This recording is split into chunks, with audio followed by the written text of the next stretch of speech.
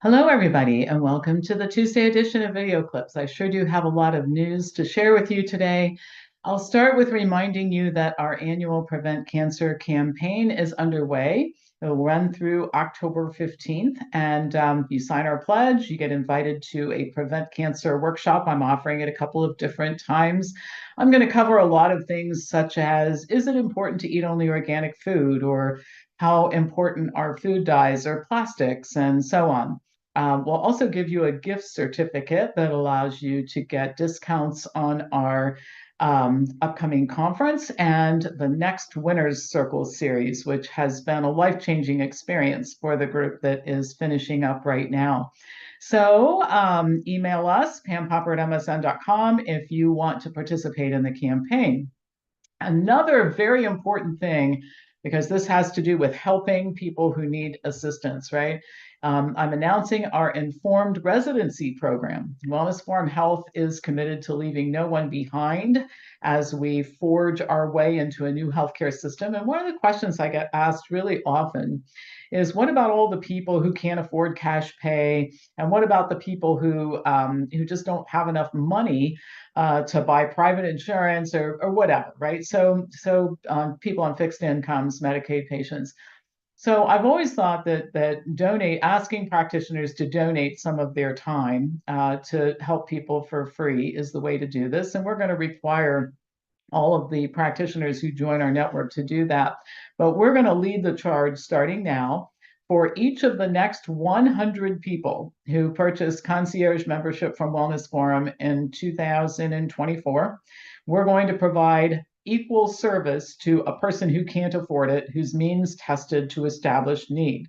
So this means when you buy a concierge membership at Wellness Forum, which allows you to consult individually with practitioners, we will provide that service for free to somebody else. It's like a 2-for-1. You're helping somebody in need. So collectively, you'll all be helping 100 people who need help, and we'll expand this program. Now, what we're going to do, we have lots of practitioners who are going through training programs, and we're going to have them provide some of the assistance, which will, under supervision of experienced people, which will provide them with valuable training while providing people who need it with services they can't afford. And so we're calling it the informed residency. So you buy a concierge membership, we give it to somebody who needs it. That person then is helped by a practitioner in training who is supervised by people who know what they're doing. And so if you are a practitioner interested in the informed residency, or you are interested in being the person who helps with a person in need, send me an email as well. And concierge membership includes just a huge number of benefits. And if you haven't considered it before, this might be the time to consider it. If you let it lapse, this might be the time to renew. All right. Some, news. Let's talk about some cancer issues. But first, I want to talk about an issue that came up in some correspondence with subscribers. And then I have some cancer-specific information to share with you concerning screening and preventing cancer, the real prevention of cancer. But let's go to news item number one.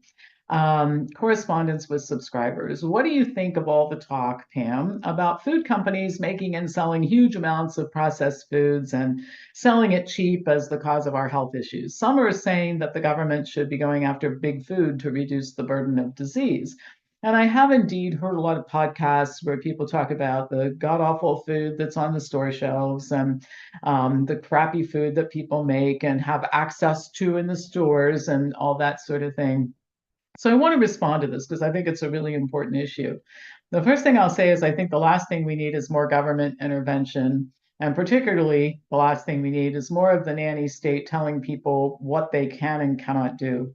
I have dedicated the last 30 years of my life to spreading the good word about nutrition, good nutrition, both as an income producing career and also as a volunteer. And as I just mentioned, through the Informed Residency Program, we're going to expand that opportunity to be inclusive for everybody, regardless of their economic circumstances. I feel it's important, however, to treat people with respect, and this includes their choices. In other words, we don't mandate a particular diet, we educate people to choose it. People who advocate going after big food miss a few very important things. First, food companies are in the business of making what people want to purchase. This is the way a free economy works. And these companies are not only responding to the marketplace, which makes good business sense, but they're also responsible to their shareholders. And so putting food that people don't want to buy on the shelves wreaks havoc with all kinds of things. I mean, think about the number of retired people whose retirement accounts own shares in these food companies. So these food companies can't be, well, they can be, but I don't think it's a good idea to tell them what they can and can't make.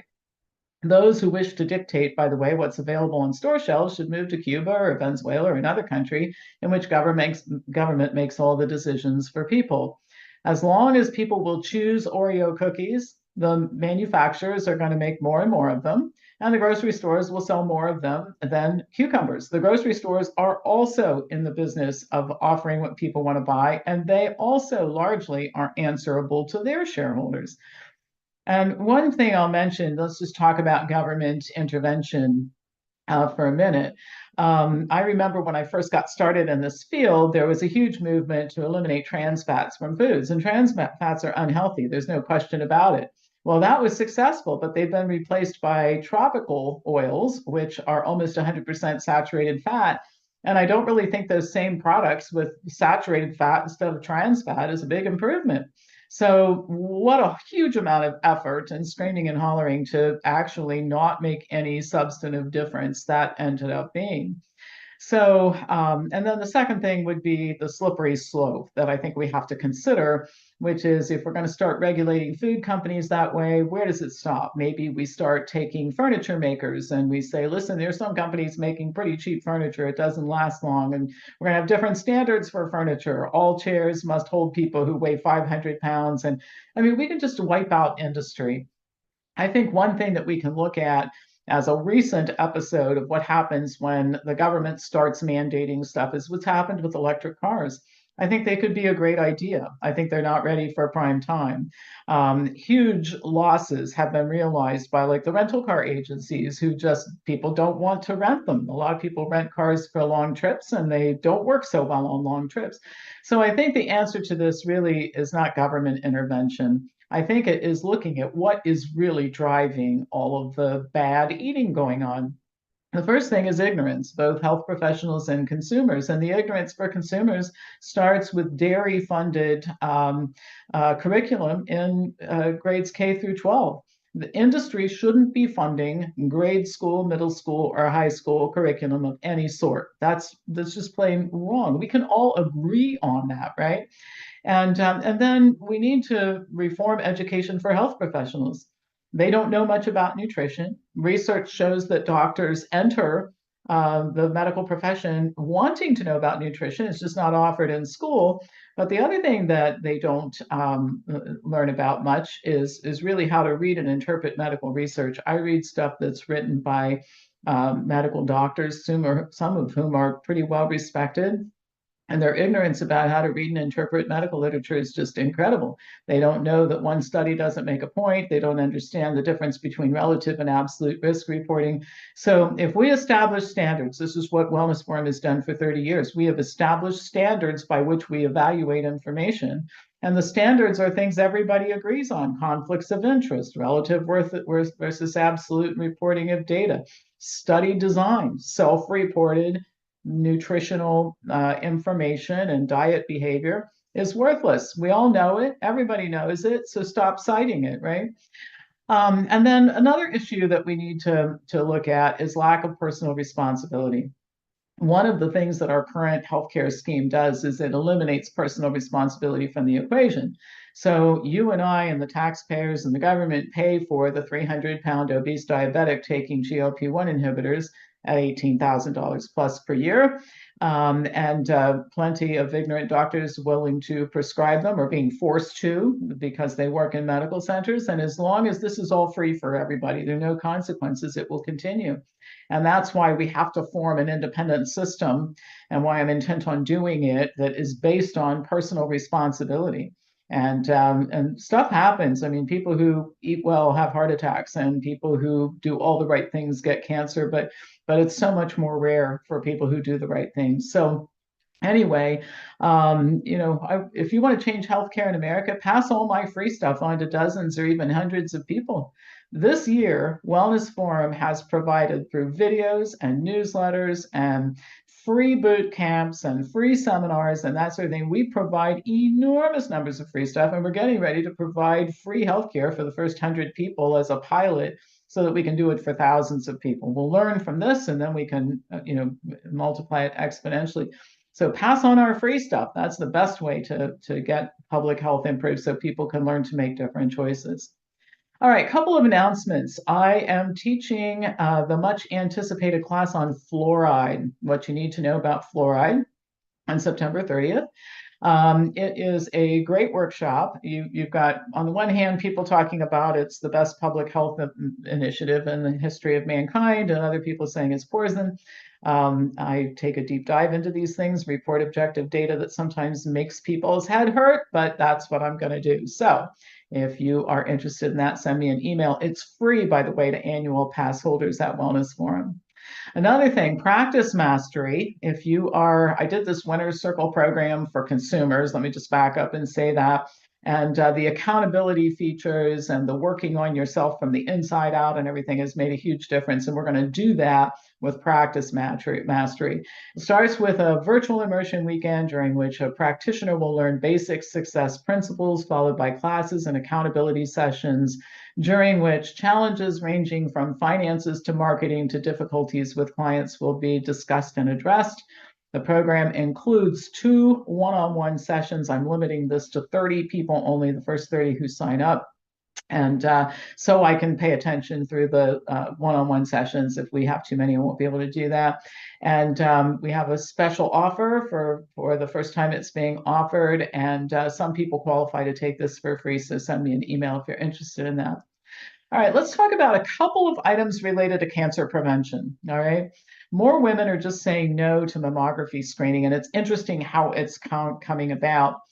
Early detection saves lives, and let's just start with this, is actually an advertising slogan for the cancer industry. It's not true. The accurate rephrasing of the statement would be, with the exception of Pap tests, early detection leads to false positives, unnecessary psychological stress, and unwarranted intervention, and it doesn't reduce the risk of getting or dying from cancer. I've been reporting this for decades, and I'm proud to say that tens of thousands of our members are a whole lot more discerning about it than they used to be. But here's some good news. A recent study funded by the National Cancer Institute concluded that women who were the victims of the worst of mammography, they had received false positive results, were less likely to agree to further screenings. Now, this was a large cohort, over 1 million women. Those who had a false positive, a biopsy, and then were recommended for short interval follow-up, almost 16% refused subsequent screening. The main reason was the unbearable anxiety associated with the false positive. I had reported on a study many years ago that showed that the psychological stress associated with false positive result of a screening test was as bad as the psychological stress associated with the real cancer diagnosis. And apparently women are figuring this out.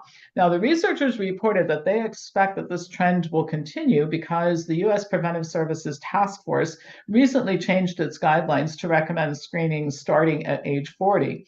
Younger women tend to have more dense breasts, which increases the risk for the false positive mammogram. So I'm going to come back to the best, and in fact, the only way to prevent cancer is habit change and weight loss, not screening. I'm starting to get emails about when I'm going to offer virtual yoga next in October, last time for the year. This is, some of you know my story. I was in a 37-car accident, pretty banged up, and I'm on my way to disability. And the type of yoga I teach is the type of yoga that rehabbed my body and made me fully functional. I started teaching it virtually last year. It worked great. And so I have been doing that ever since. The last group will be this fall.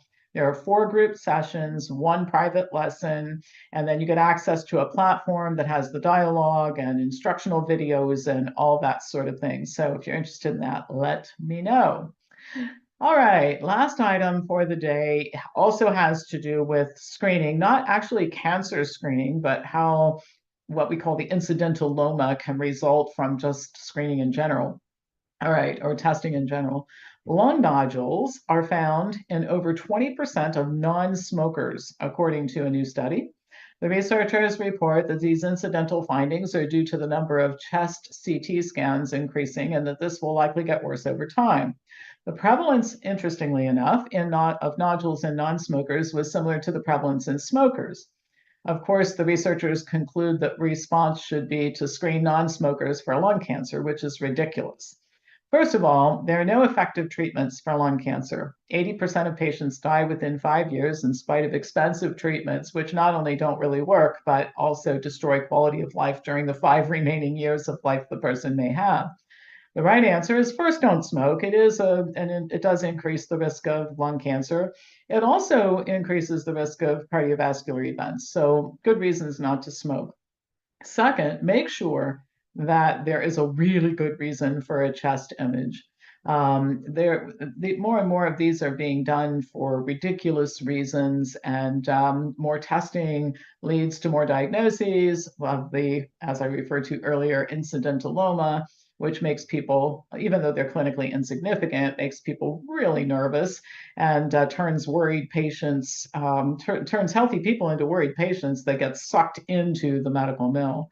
So all in all, there's some good news with women saying no to follow-up mammography, bad news, and that we're finding more incidentalomas that we're calling lung cancer and worrying more people about this type of thing.